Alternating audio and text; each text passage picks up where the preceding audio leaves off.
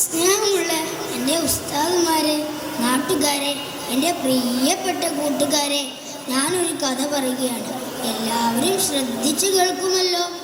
ഒരു ദിവസം സൈനബ് എന്ന പെൺകുട്ടി നബി തങ്ങൾക്കും സഹാബത്തിനുമായി കുറച്ച് ആട്ടിറച്ചി കൊണ്ടുപോയി കൊടുത്തു. സമ്മാനമായിട്ടാണ് കേട്ടോ ആട്ടിറച്ചി കൊണ്ടുപോയി കൊടുത്തത്.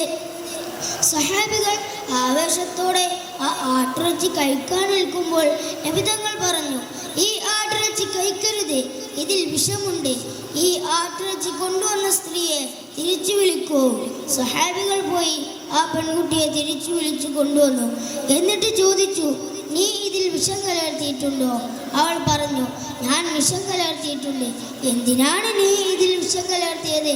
അവൾ പറഞ്ഞു, താങ്കൾ യഥാർത്ഥ മഹാനാണെങ്കിൽ ഇതിൽ വിഷമുള്ളത് താങ്കൾ അറിയും. അവൾ ഒരു കൂസലുമില്ലാതെ പറഞ്ഞു. നബിതങ്ങൾ അവൾക്ക് മാപ്പ് കൊടുത്ത് അവളെ പറഞ്ഞയച്ചു. നബിതങ്ങൾക്ക് കുട്ടികളോട് എത്ര സ്നേഹമുണ്ടെന്നാണ് നമുക്ക് ഈ ഒരു കൊച്ചു കഥയിൽ നിന്ന് മനസ്സിലാകുന്നത്. ഇത്രയും പറഞ്ഞുകൊണ്ട് ഞാൻ എൻ്റെ കൊച്ചു കഥ അവസാനിപ്പിക്കുന്നു. അസ്സലാമു അലൈക്കും.